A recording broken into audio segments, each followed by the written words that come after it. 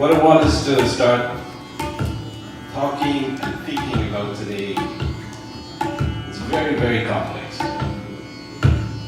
It is described in many of our scriptures, Upanishads, Mahabharata, Patanjali Yoga.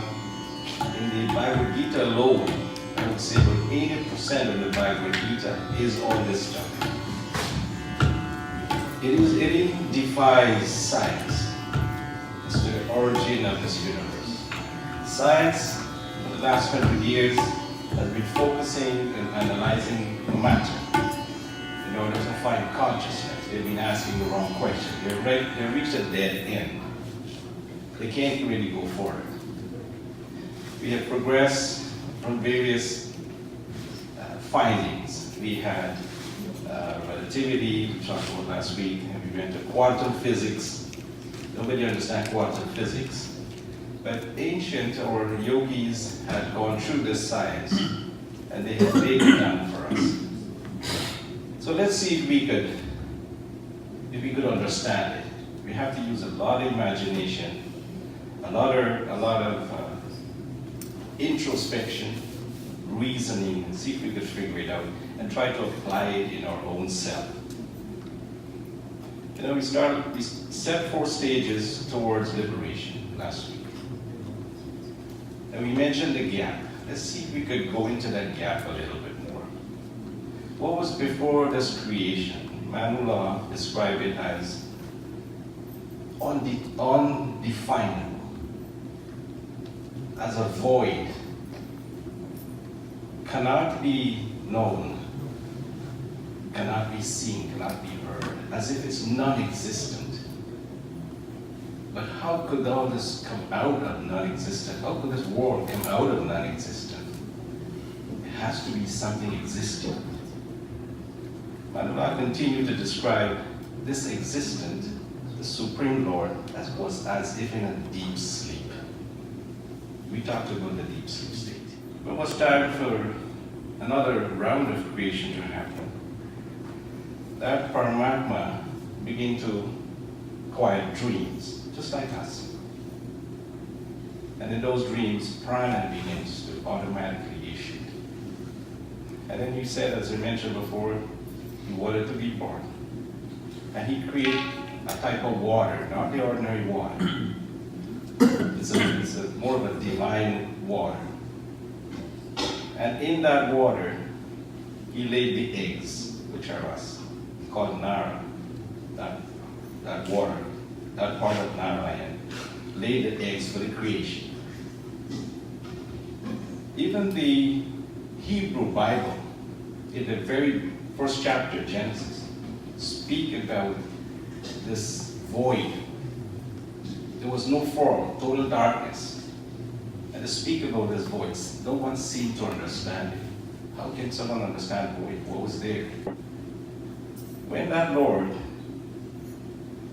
started this creation, that egg took at least 1 year of Brahma life. Then he decided to break it in half. In that half, that first portion became the heavens, and the lower portion became Earth and the lower planetary system, and then we had the middle atmosphere. Similarly, the Hebrew Bible talked about that. They said God hovered over the water, split the water in two, caused the heaven and the earth, and the intermediate area became the sky region. So, as you see, it's in various scriptures. In our Bhagavad Gita, Arjuna was questioning Krishna a whole lot about how can he know? How can he know this? What is truth is? What does he need to meditate on? What does he need to study? And he even went to the distance, and Krishna had to reveal this cosmic form, Bhairava. And that is the difficult part for us to understand.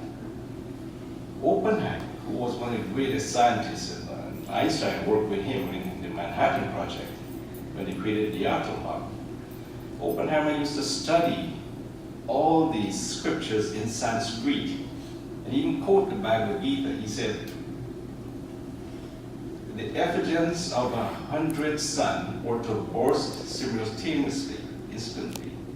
The brightness that I would give would be pale in comparison to this world. And Krishna said to Arjuna, when he manifested a cosmic form, he says, just take a good look at one spot and you will see so much. It's overwhelming. So this cosmic form, when its big creation begins, buddhi appeared. Think about us, we got an intellect. That's the first stage, buddhi. Buddhi, what it does, it allows us to have introspection, which we actually start doing today, reasoning. And buddhi has two faces. One is turned towards Paramatma, and this other face is turned downwards. And this is the tree that Krishna was trying to describe, the people tree. We need to cut this tree down. But if we don't understand this creation, this people tree is talking about, which is Prakriti coming down all the way from Prakriti Buddhi, if we don't understand that, we cannot escape this birth and death. So that's why the Gita actually spent 80% on just trying to describe this creation. So from buddhi, there is a personality which is termed in the Patanjali Yoga Sutra as a composed personality. We are that composed personality. It's an image.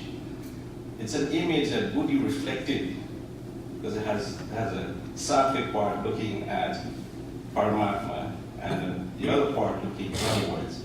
And that image that he has taken, buddhi has taken of the Lord, and that's how we became manifest. So we are a composed personality. Next time you take birth, you will not look the way you look. You have a different body. But the Lord can look the same all the time. That's the difference. So from buddhi, the second manifestation was ahankara, ego.